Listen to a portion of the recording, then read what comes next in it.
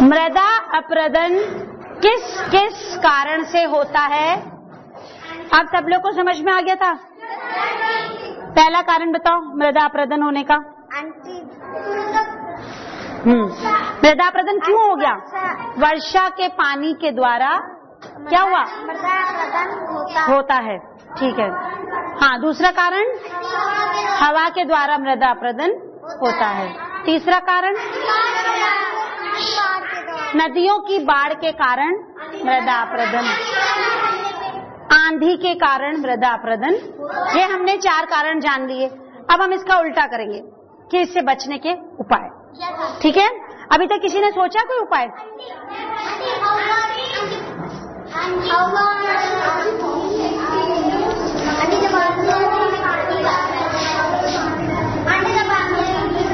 मृदा अपरदन को रोकने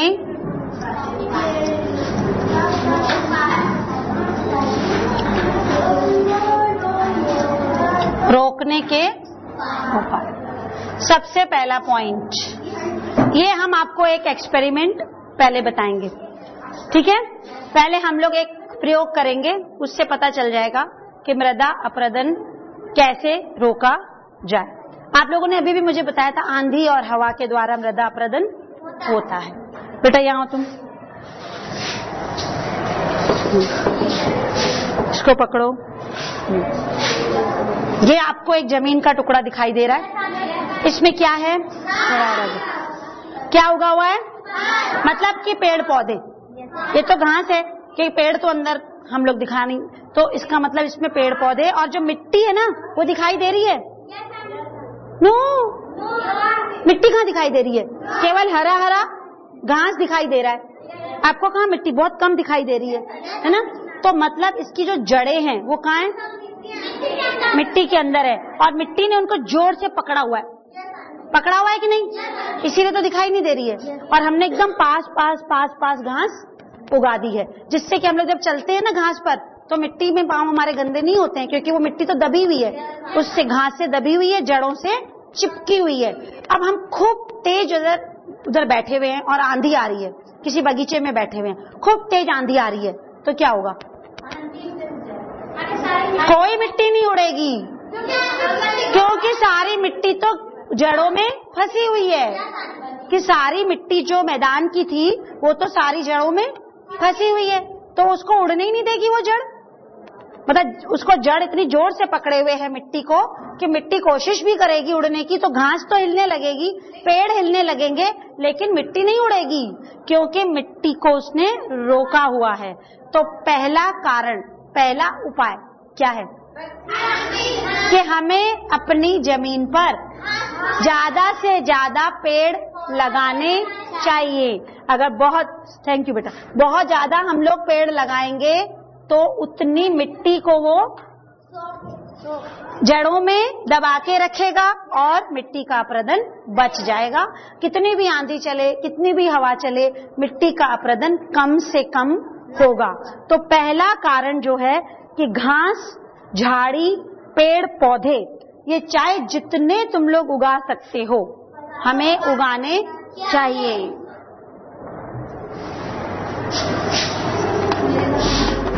घास, आप लोग कह रहे थे ना कि हवा को तो नहीं रोका जा सकता है, हवा को तो नहीं रोका जा सकता, लेकिन घास, झाड़ी और पेड़ पौधे उगा के उसको कंट्रोल में किया जा सकता है। घास, झाड़ी, पेड़ पौधे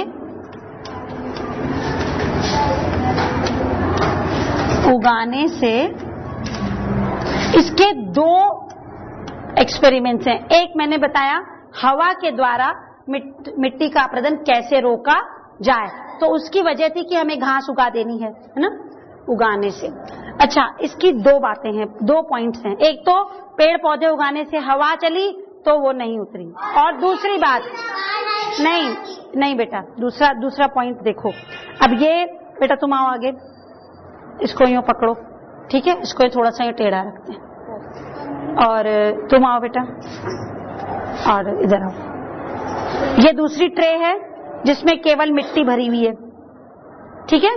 केवल मिट्टी भरी हुई है और इसमें घास उगी हुई है। अगर मैं इन दोनों ट्रेज में पानी गिराऊं, मतलब पानी डालूं, तो इसमें से कम पानी निकलेगा और इसमें से ज्यादा पानी, और उसके पानी के साथ क्या निकलेगी? मिट्टी निकलेगी। और इसमें से मिट्टी भी कम निकलेगी क्योंकि वो जड़ों में फंसी हुई है, और पानी भी कम निकलेगा। तो इसका मतलब क्या हुआ कि पेड़ पौधे उगाने से दो वजह से मृदा अपरदन रोक सकते हैं, हवा द्वारा और वर्षा के पानी द्वारा। दोनों से रुक गया। हमने पेड़ पौधे उगा दिए तो इसने पानी को भी सोखा, मिट्टी को भी सोखा और मिट्टी को बहने नहीं दिया। और अगर केवल ऐसी जमीन होती जिसमें पेड़ पौधे ना होते तो देखो यहाँ कैसे कीचड़ दिख रही है, यहाँ पे कैसे कीचड़ हो गया। अगर पेड़ पौधे उगे होते तो कीचड़ नहीं होगा, और वो पानी को भी सोखेगी और मिट्टी को भी सोख के रखेगी। तो पेड़ उगाने से दो फायदे हो गए कि उसने हमारा मृदा अपरदन दो वजह से रोक लिया। रखो बेटा, थैंक यू। पेड़ पौधे, झाड़ी और घास के उगाने से वर्षा और हवा दोनों के द्वारा जो मृदा अपरदन होता है उसको रोका जा सकता है। इससे क्या होगा? मिट्टी का कटाव कम होगा और हमारी मिट्टी अधिक दिनों तक उपजाऊ बनी रहेगी। अब हमने यहाँ तो रोक लिया, लेकिन पहाड़ों पे कैसे रोकेंगे? हाँ, पहाड़ आप जानते हो ना, अभी मैंने आपको बताया था कि पहाड़ ऐसा होता है, इसको हम कितनी भी कोशिश करते हैं ना, पानी बह ही जाता है। अब जहाँ पहाड़ है जैसे नैनीताल, रानीखेत, अल्मोड़ा, शिमला, हिमाचल प्रदेश, ये सब पहाड़ है हम लोग के, तो इन पहाड़ों पे भी तो खेती होती है, यहाँ पर भी तो खेती की जाती है। तो वहाँ के लोग क्या करते हैं?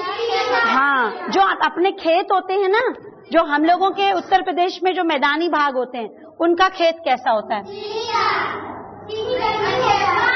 ऐसा होता है भाई, यहाँ पेड़ उग रहे हैं, यहाँ पे पेड़ उग रहे हैं, यहाँ मतलब ऐसे चौकोर चौकोर वो लोग क्यारियां बना देते हैं और इसमें खेती करते हैं। फिर यहाँ पे रास्ता होता है, फिर यहाँ पर मतलब खेत होता है। लेकिन वहां के खेत ऐसे नहीं होते, जो पहाड़ों के खेत होते हैं वो अलग तरह के होते हैं। आप लोगों ने सीढ़ी देखी ना, सीढ़ी नुमा खेत बनाते हैं। ये देखो इसका मॉडल, ये देखो सुशीला बनाकर आई है। सुशीला तुम ही दिखाओ बेटा, ये मॉडल सुशीला बना के आई थी कि ये इस तरह से सीढ़ियां, ये दिख रही है सीढ़ियां, ऊंची नीची नीची नीची, जैसे हम लोग ऊपर यहाँ चढ़ते हैं ना अपने क्लास में, तो पहले एक ऊंची सीढ़ी, फिर नीचे, फिर नीचे, फिर नीचे, फिर नीचे। तो अगर मैं यहाँ से पानी को लुढ़काऊं सीढ़ी पर से तो क्या होगा? रुक रुक के जाएगा। पहले एक सीढ़ी पे, फिर दूसरी, फिर तीसरी। जैसे अब पहले यहाँ पानी डाला, पहले यहाँ अटका, फिर यहाँ अटका, फिर यहाँ, फिर यहाँ, फिर तब नीचे आया। तो मिट्टी भी अटकती चली गई, एक साथ नहीं बही। और अगर ये ऐसे होता सीधा, जैसे वो पहाड़ आज गिर गया, देखा पहाड़ में बस जरा सी बारिश हुई, पूरी मिट्टी नीचे बह गई। तो किसान लोगों ने उसी पहाड़ को सीढ़ी के नुमा कर दिया और उसमें खूब आराम से खेती करने लगे। और ऐसे खेती करने से उनका मृदा का अपरदन कम हुआ, उपज अच्छी हुई और किसान को मेहनत कम करनी पड़ी, क्योंकि वर्षा होती रही, उसकी जमीन उपजाऊ बनी रही। तो उन लोगों ने जो वहां के पहाड़ी इलाकों के पेड़ हैं वो उगाए उन्होंने और खूब अच्छी खेती की। इसका चित्र सब लोगों की बुक में देखो बना हुआ है। इसका चित्र देखिए, हरा हरा दिख रहा है, सीढ़ियां हरी हरी सीढ़ियां सबको दिख रही हैं।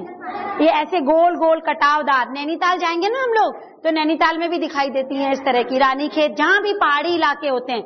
और सबसे ज्यादा दार्जिलिंग सुना है, जहाँ असम चाय उगती है, तो वो चाय के जो मैदान होते हैं ना, तो वो लोग भी ढलान पे उगाते हैं इस तरह से। सीढ़ीदार खेत होते हैं जिसमें कि चाय के बागान, और ये जो पहाड़ी इलाके हैं वहां पे सब जगह इस तरह से खेती की जाती है, जिससे कि मृदा अपरदन को रोका जा सके। और हमारे अधिक से अधिक किसान को मृदा अपरदन रोकने की क्या जरूरत है? फसल अच्छी चाहता है, अच्छी फसल के लिए उसको मृदा अपरदन रोकना पड़ेगा। दूसरा क्या था? पहला पॉइंट था कि घास, झाड़ी और पेड़ पौधे उगाने से क्या होता है? मृदा अपरदन रुकता है। दूसरा,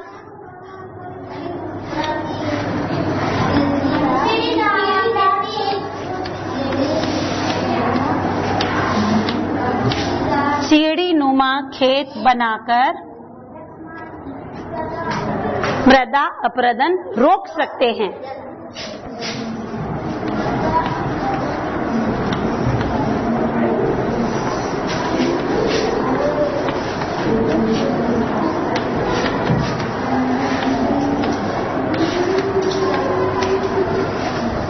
पहला था घास फूस उगाकर और दूसरा था सीढ़ी नुमा खेत उगाकर। अब आपने पूछा कि जब भी किसान कोई भी मतलब अपना खेत तैयार करता है तो वो ऐसी मेड़ जरूर बनाता है। अपने किसान खेत के चारों तरफ एक दीवार, मिट्टी की दीवार, मेड़ क्या होता है? मिट्टी की दीवार, वो जरूर बनाता है। वो इसीलिए बनाता है जिससे कि जो वो पानी देता है वो उसी क्यारी के अंदर रहे। अभी जैसे धान की खेती करते हैं जब, तो वो क्यारी को पूरा पानी से भर देता है। अगर मेड़ ना हो तो पानी बह जाएगा और बीज सूख जाएगा। तो पानी को रोकने के लिए किसान मेड़ बनाते हैं, और इस मेड़ को बनाने से भी क्या होता है? ऊंची मेड़ बनाने से भी मृदा अपरदन रुकता है कि जब पानी रुक गया तो मिट्टी भी रुक जाएगी, अगर मिट्टी रुक गई तो मृदा अपरदन नहीं है। दूसरा है, तीसरा पॉइंट,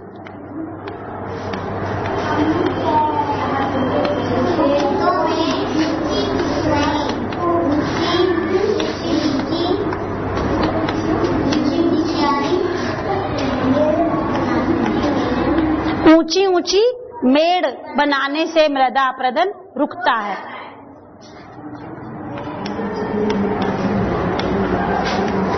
अब मृदा अपरदन की एक और वजह थी नदियों में बाढ़ आ जाना। जहां जब किसी, आपने बिहार का नाम सुना? बिहार में अक्सर देखते हैं हम लोग बाढ़ आ जाती है, सारे गांव, हाँ, जब ज्यादा बारिश होती है तो पूरे गांव, पूरे शहर, पूरे खेत पानी में डूब जाते हैं। तो जब वो पूरे खेत पानी में डूब जाते हैं तो क्या होता है? फसल तो बेकार हुई, लेकिन जो 15 सेंटीमीटर वाली परत वो बहकर चली गई, सड़कों पर आ गई। कोई सड़क पे आ गई, कोई समुद्र में चली गई, कोई कहीं चली गई, है ना, कोई कहीं पे चली गई। मतलब खेत तो बिल्कुल बेकार, खेत उसको फिर से बनाना पड़ेगा, फिर से उसको तैयार करना पड़ेगा। तो उस बाढ़ के पानी को अगर हम रोक लें तो कुछ हो सकता है? क्या हो सकता है? हाँ, देखो, जैसे नदी है, जैसे ये कोई नदी है, ये है एक नदी, ठीक है, और यहाँ पर खूब सारा पानी है। अब बारिश हो गई, नदी का पानी बढ़ गया, नदी का पानी बढ़ गया। अब नदी के किनारे गांव बसा है। अब ये पानी को जगह नहीं मिली, यहाँ तक इसकी मतलब बाउंड्री थी पानी के रोकने की। अब वो पानी को छलांग लगाई पानी ने इधर से, और पूरा गांव के अंदर चला, खेतों में भी चला गया, गांव में भी चला गया, झोपड़ सब, मतलब झोपड़ी में हर जगह पानी पानी चला गया। तो अगर हम लोग यहाँ पर एक दीवार बना दें, अगर हम लोग एक ऊंची दीवार बना दें नदी के पास, तो क्या होगा? चाहे कितना भी पानी का बहाव होगा, वो पानी उस दीवार से टकराकर वापस नदी में चला जाएगा। तो ये जो दीवार होती है ना, जो हम लोग नदी के किनारे पर बनाते हैं, गांव के, जहां से गांव शुरू होता है या जहां नदी का किनारा शुरू होता है, उसके एक तरफ अगर हम दीवार बना दें और उसका रास्ता रोक लें, पानी के बहने का रास्ता रोक लें, तो इसको क्या कहते हैं? सोचो नहीं, सोचो, आपने बहुत पढ़ा है इस बारे में। बांध, किसने बोला? बांध, मतलब पानी को बांध रहे हैं, जैसे गांठी बांधते हैं ऐसे हम लोग पानी को बांध रहे हैं। और किससे बांध रहे हैं? दीवार से पानी के रास्ते को रोक रहे। तो बांध बनाकर, क्या बनाकर? बांध बनाकर नदियों की बाढ़ को रोका जा सकता है। अब समझ में आया कि क्यों गांवों में बाढ़ आती है? क्योंकि जो नदी होती है उसमें पानी ज्यादा हो जाता है। अब जैसे हम कहें कि इस ग्लास में इतना ही पानी आ सकता है ऊपर तक, अगर पानी इससे ऊपर है नीचे ही जाएगा ना। तो जितना नदी की जगह है, अगर पानी उससे ज्यादा हो गया है तो गांव में ही तो जाएगा, खेतों में ही जाएगा। तो हमें उसे रोकना है, हमें उसको रोकना है। हाँ, तो उसको या तो गहरा करें नदी को, अगर नदी गहरी नहीं हो सकती है तो हम लोग दीवार बना के उसका रास्ता रोक दें। तो हम लोग क्या करते हैं, बड़ी बड़ी नदियों पर क्या बनाए जाते हैं, बांध। पुल भी होता है, पुल, लेकिन वो परिवहन के लिए होता है। जैसे गांधी का पुल बना है, गांधी सेतु, वो तो ट्रक बसेस चलने के लिए है, वो बांध नहीं है, उसको बांध मत समझना, वो ब्रिज है। जिसके कि देखो, अब हमको अगर शहर जाना हो चारबाग, तो क्या आप नदी में तैरते हुए जाओगे? कैसे जाओगे? पुल के ऊपर से। तो पुल अलग चीज है और बांध अलग चीज है, दोनों में फर्क समझ गए ना? पुल तो रास्ता है, सड़क है, जिसको कि पार करके हमें जाना है, लेकिन बांध तो बिल्कुल ऊंची दीवार होती है जिससे कि पानी को रोका जाता है। नदियों पर बांध बनाकर, क्या बनाकर?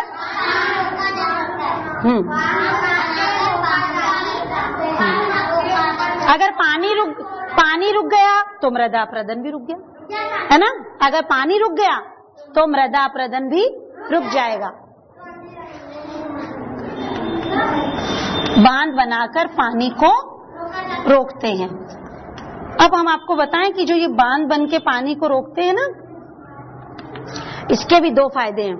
एक तो अपने मृदा अपरदन बच गए, और दूसरा, जैसे बारिश की सीजन खत्म हो गई, तब किसान को जब पानी चाहिए तो क्या किया जाता है, इस दीवार में, जो ये दीवार बनाई गई थी, इसमें नालियां खोद दी जाती हैं, थोड़ी थोड़ी नालियां निकाल दी जाती हैं, उससे पानी को छोड़ा जाता है थोड़ा थोड़ा करके, जिससे कि नदियों में नहरें बन गई और उस नहरों से किसान आराम से पानी दे देता है। और जो बड़ी बड़ी नदियां हैं, बाखड़ा नांगल नाम सुना है, सतलज नाम सुना है, पंजाब की नदियां हैं ना, 5 नदियां, बाखड़ा नांगल, सतलज, हीराकुंड, दामोदर, अपने पूरे देश में इतनी बड़ी बड़ी नदियां हैं, तो इनमें खूब सारा पानी है। सबसे बड़ी नदी गंगा नदी है ना, ब्रह्मपुत्र नदी है, अपने भारत की सबसे बड़ी नदी गंगा, ब्रह्मपुत्र, हुगली, ये सब नदियां हैं।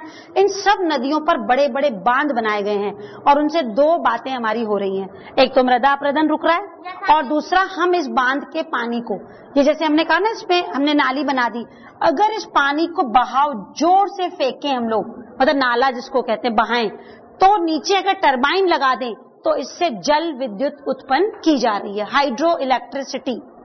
जो आपने घरों में इलेक्ट्रिसिटी देख रहे हो, जो बिजली उत्पन्न होती है, ये ऐसे उत्पन्न होती है। पहले बांध बनाया, पानी को रोका, फिर पानी को खूब तेजी से फेंका ऊपर से। जब बारिश होती है तो नाले बहते हैं आपके छत पे से, छत पे नाली होती तो खूब तेज बहने लगता है ना, ऐसे ही हम लोग अगर इसको नाला बना दें, खूब तेज पानी को फेंकें, और अगर नीचे कोई चक्री लगी हो, मशीन गोल, तो वो चलने लगेगी ना। हाँ, जब पानी के जो प्रेशर होता है उससे वो गोल गोल चलने, मतलब एक टरबाइन होता है, एक पंखा होता है, टरबाइन गोल गोल घूमने लगता है। अब जब वो टरबाइन घूमने लगता है तो बिजली उत्पन्न होती है। हाँ, जो ये इलेक्ट्रिसिटी हम लोग देख रहे हैं, ये अगली क्लास में पढ़ोगे आप लोग, पर अभी केवल इतना समझ लो कि बांध बनाकर बिजली उत्पन्न भी की जाती है, जो हमारे घरों में बिजली आ रही है। तो बांध बनाने के कई फायदे हैं, केवल मृदा अपरदन ही नहीं है, इससे जल विद्युत उत्पन्न की जाती है, इससे किसानों को नहर बनाकर खेतों को पानी मिलता है, और जब बारिश का मौसम नहीं होता है तो हम उस पानी का इस्तेमाल कर सकते हैं।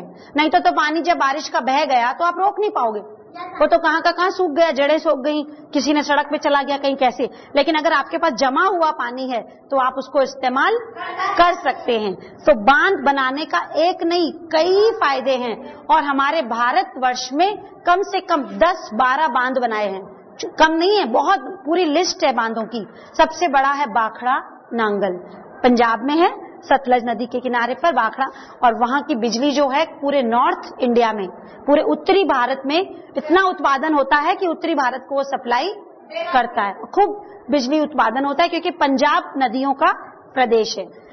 पंजाब मतलब 5 नदियों का प्रदेश है, वहां बहुत नदियां हैं, तो वहां की नदियों पे बांध बनाए जाते हैं।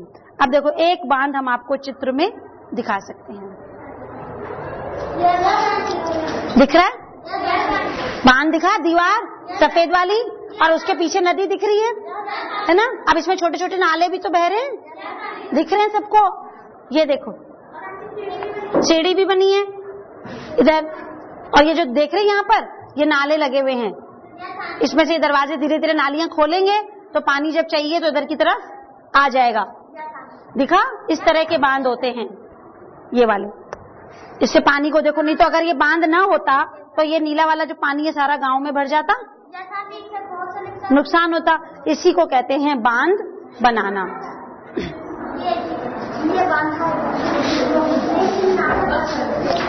और एक बताएं तुम्हें, मृदा अपरदन को रोकने के लिए क्या किया जाता है। जैसे आपने ये चित्र देखो, यहाँ पे डेजर्ट है ना, सैंड है, ये रेगिस्तान जिसमें ऊंट खड़ा है, यहाँ तो खूब मृदा अपरदन होता है क्योंकि यहाँ की मिट्टी ढीली होती है ना, बालू सैंड होता है ना। तो वहां पर क्या करते हैं कि आजकल इस तरह की खेती की जा रही है जिसको वायु रोधी झाड़ियां लगाई जा रही है कि ये मिट्टी को अपने आप में रोक के रखें, और रोक के रखेंगी तो ये नहीं उड़ेगा।